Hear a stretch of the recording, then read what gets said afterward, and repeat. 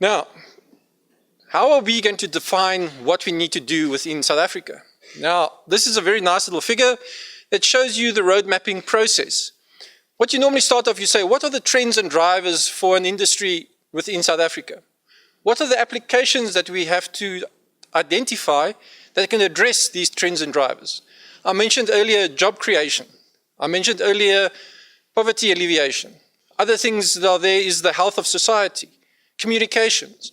These are all trends and drivers that we have to look at and decide how are we going to address those within South Africa. So we have to identify applications. But once you have identified application, you have to develop the technology and the knowledge base to actually develop that application.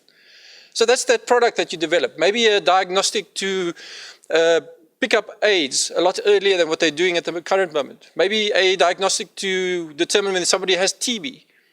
These are all technologies that can be developed and then put forward into an application. But then once again, if we have the technologies and the knowledge bases, we need the resources and enablers to actually drive that process. We need the people.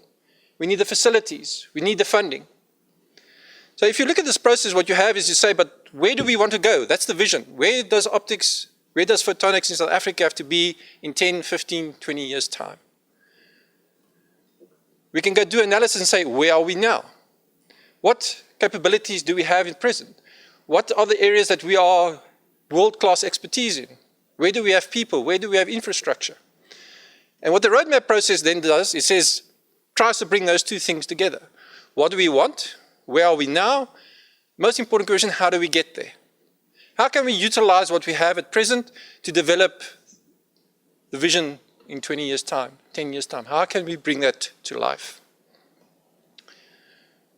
Now, unfortunately, that was a very nice little picture, but here's an example of one of the roadmaps that we did. So you can see that's like sort of scientists have now all gone to work and they've put 3,000 different things on.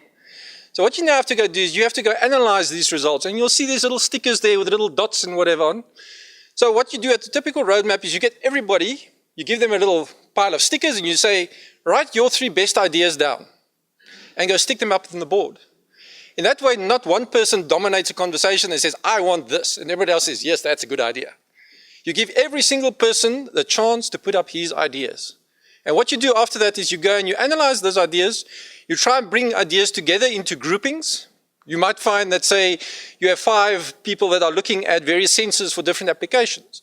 You can bring that together as a group looking specifically at sensors, and you then ask the entire crowd to go and evaluate that technology.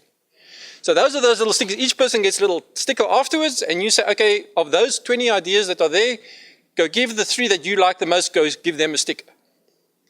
So in that way, you can democratically look at what are all the technologies that are brought up, and what does the photonics community in South Africa believe are the best technologies to take forward. Now from that, you can then go and you can sort of analyze those results and come up with a cleaner roadmap that looks similar to the one that you have above. But that's the entire process. So what was the timeline of this technology roadmap? So firstly, we had a visioning workshop back in April 2015. Now that workshop, we invited all the CEOs, we invited the department heads, we invited chief technology officers. We sent out about 100 applications. Eventually there was about 50 different organizations that participated in this first workshop, which is pretty good. So that means across South Africa, you got 50 different companies all participating in setting the vision and objectives, as well as the trends, drivers, priorities, and applications for the South African photonics market. So it's not myself, it's not DST that went and said, okay, this is what we want. We opened it up to the entire photonics community. And we said, please, you're invited to this. As I said, about half of the people responded and came to the workshop, and they then went and identified the visions and drivers for photonics in South Africa, what the applications are, and what's the vision for 10 years down the line.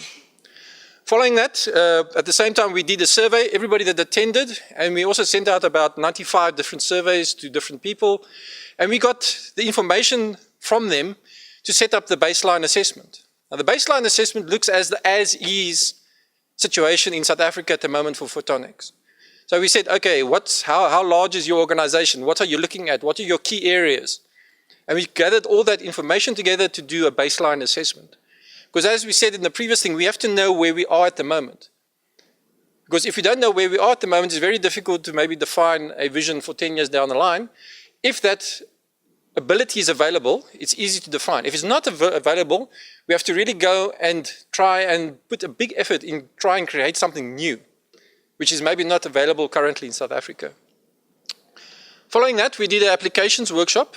That's a further workshop where we invited also around about 100 people to attend. And we went and we looked at those applications that were defined by the vision leaders to say, what are those applications and what are the technologies and knowledges necessary?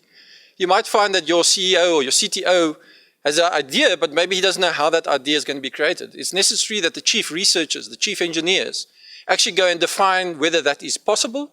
And if it is possible, how do we achieve that?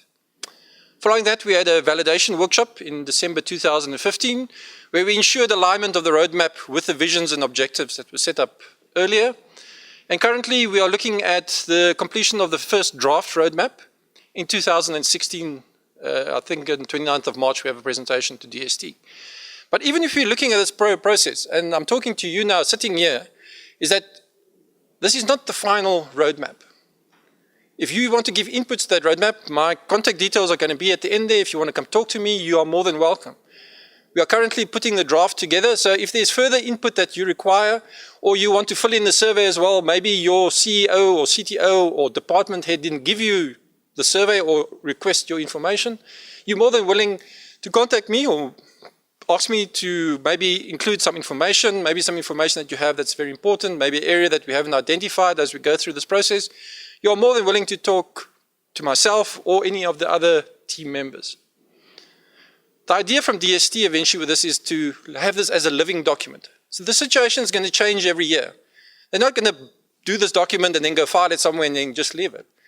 The process that they want to do is take that document in a year's time, 2 years' time, go evaluate what they said in the previous document and see how they can update it going further.